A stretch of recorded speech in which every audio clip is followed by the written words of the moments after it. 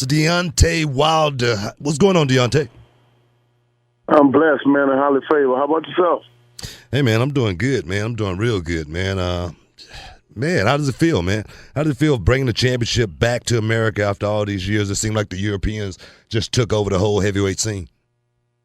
Yeah, they definitely did, but it felt awesome. I feel amazing, but it's still work to be done. You know, it's still more to come to this, and I'm looking forward to changing the game even more.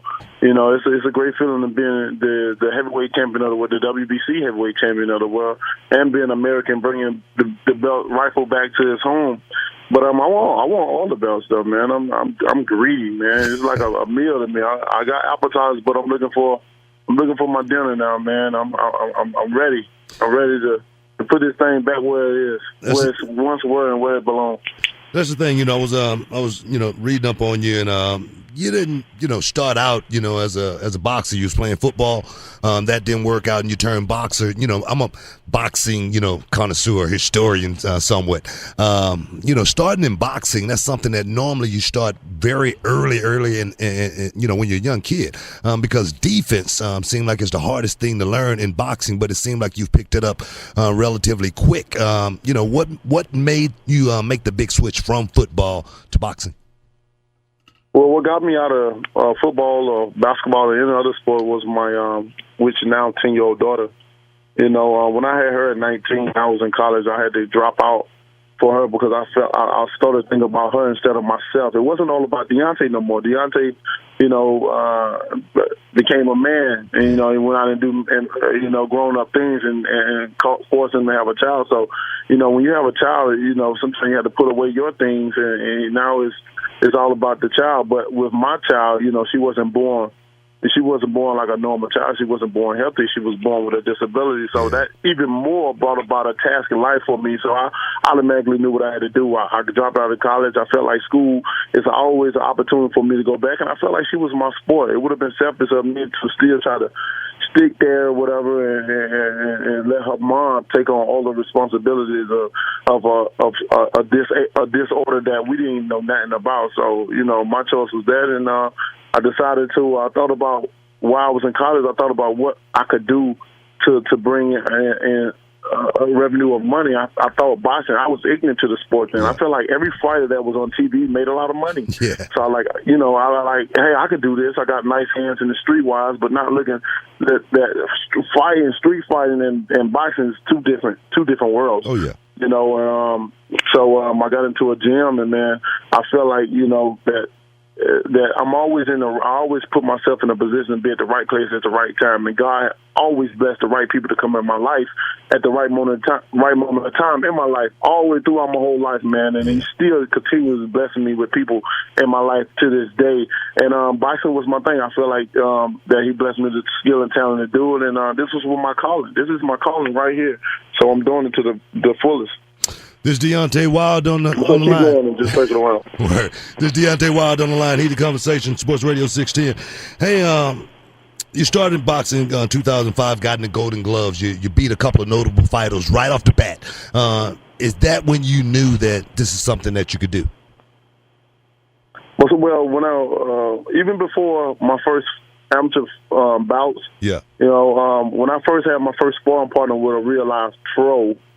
And I dropped him in the first couple of seconds of the first round, and I knew then this is it. The only thing he could move on his body was his head to look up, and he told my trainer, he said, "Keep this guy in the gym. He's strong."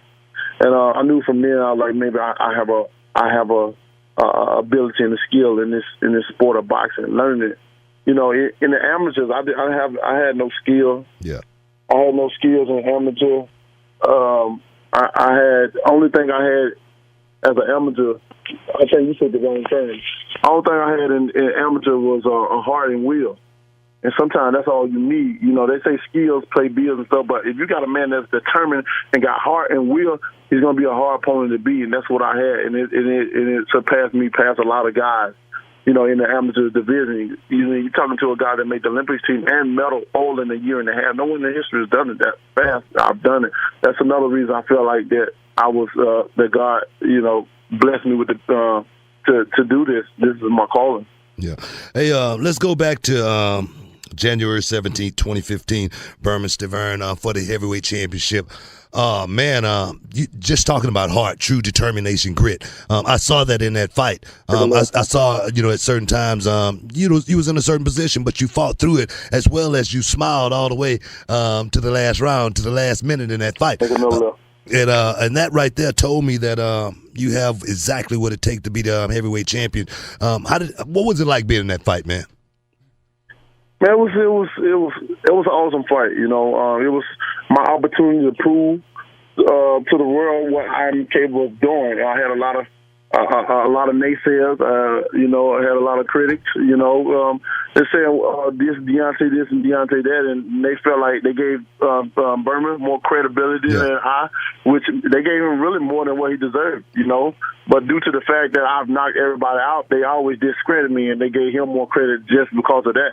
Now I feel like if my record wasn't so perfect at what it was, then maybe I would have got a little bit more credit. But that's all right though, because I like people that prove. I like people that doubt me, because I love proving people wrong. Each and every time I prove people wrong, and that fight, a lot of things that were happening in that fight, I said was going to happen, even to the extent of how I was going to beat Berman as far as making him look, his face and stuff like that, taking him to the hospital and stuff. I told him all that stuff, and all that came to pass. If I haven't ended his career, he's not going to be fighting for a very long time. I tell people all the time to this day, if he get back in the ring, he's not going to be the same fighter that he was. And he had to be rushed to the hospital. He had concussion. He was pissing out blood as well too. So I hurt him pretty bad in that fight, and then that was with a broke hand. Imagine if I still had my right hand. Oh, you beat him up. And I had one eye, and I had one eye in that fight as well. So I was truly handicapped in that fight. One eye, one arm. So, that was one of the things. That was one of my best performance, and I'm glad it went 12 rounds. If it was a knockout, then, it would be credible, but I don't feel I would have the same, celebration or feeling as I did when all 12 rounds and showed people what I could do. Yeah, and that's what you was hollering at the end of the fight. I can show them I can go 12 rounds. I just showed you I can go 12 rounds. So definitely you went out there and did that. You came back, defended the championship in June against Eric Molina. That fight right there, you went out there and handled your business. But my question is, how bad do you want to unify the heavyweight pitch? I wanted to unify very bad. It's already too many belts as is now. A lot of people get confused with these belts and stuff like that.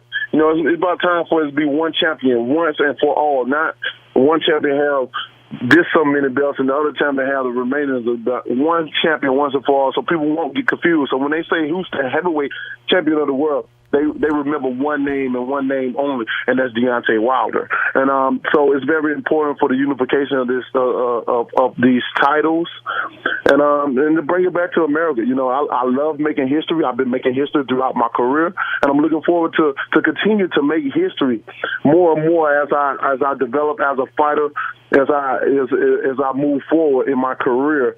So being the fact that said, that's what makes it important for me. And the state of bringing boxing, heavyweight boxing, back to where it once were. I see you got a fight coming up in a couple of months. But how bad do you want Klitschko in the ring?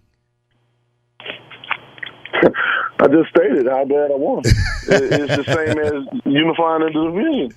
That fight is going to happen when it's supposed to happen. Yeah. I know he got mandatories that he must fulfill, and while he's fulfilling his mandatory, I have some as well too. And when the time supposed to happen, when the time comes, it's gonna be at the right time. It's gonna be. I want it to be the biggest fight in history. And I think that's what it's gonna be, because that's all people want to see. That's what people are hollering out. Forget all these other fighters. People are hollering out Wilder, Klitschko, and I'm looking forward.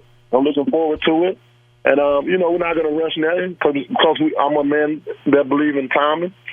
And everything's going to happen on its own time. I feel the same way.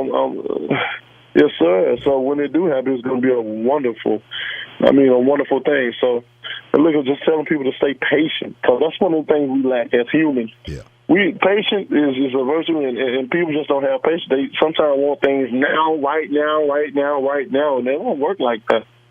You know, you got to have patience and wait. I believe totally in the way you handled your career, coming up, taking it. Having the right handlers first and foremost. Unifying that championship definitely going to be hard in this day and era. The picture of the game, as far as top rank. You got Al Heyman. You got so many. De La Hoya. Golden Boy. You got so many different divisions out here. So many different championships. But definitely, I'm going to be pulling for you to actually do that one day, and hopefully that day will be soon. We will see the next unified WBA, WBC, WBO heavyweight champion of all time. HJK, elemental P. All the belts, you know what I mean, holding them over the shoulders. Yes, I'm talking about Instagram going crazy. Everybody in the hood throwing up signs. Hey, man, but no, I just want to say, man, I appreciate you for going out there doing your thing, representing first and foremost as a black man, going out there and doing it right, because you are definitely a role model. You are, that guy that a lot of people are looking up to. And I was in that position once upon a time, still is, and I just say, represent, bro. Represent to the fullest. Yes, sir, and I appreciate that, man. I really do. Yes, sir, because, a lot of people don't want to be labeled as role models because, when you be labeled as a role model, now it's that pressure put on, now I must live my life, almost walk a perfect narrow walk. We live in a world where we live in a world where everybody loves to hear about the bad instead of more bad than good. Oh, yeah. And then when you label as a role model, now people, trying to do something wrong, because I'm not perfect. I'll never be perfect. I still make mistakes right now as an interviewer, as the champ. I still make mistakes. I just don't want people to look at when I do make mistakes. I want them to look as if I was God or something. Yeah. Or I want them to have me on a high pedestal now. So when I do make mistakes, they feel like it's the worst thing that ever happened. You see in in media tabloid time, somebody do something. It's like the worst thing, like the world coming in. Oh, hey, did you hear about? We were just talking about Hulk Hogan last week. Oh, man. Yeah. So you can make one mistake, and that's the thing. People want to see you really high. You know what I mean? But then if you do make a mistake, they want to bring you down. They want to break you down. That's just human nature, and that's why I say you are a role model, bro. I mean, I'm a role model. I've been walking a thin line for many, many years. I've been in this business 25 years, and definitely I represent for all the youngsters out there that look up to me and want to be like me one day. And like I say, it's a lot of them want to be like you. A lot of them, Muhammad Ali was my idol. It's so many people that Deontay Wilder is their idol. And I always say, if Muhammad Ali said something to me, I would have took it and I would have ran with it. My mother couldn't tell me what to do. My brothers, my sisters, the teachers, the principals, nobody couldn't tell me what to do. But if Muhammad would have said it, I would have listened to it. I would have ran with it. I would have took it to the bank. So, bruh, keep doing what you're doing, and I appreciate you.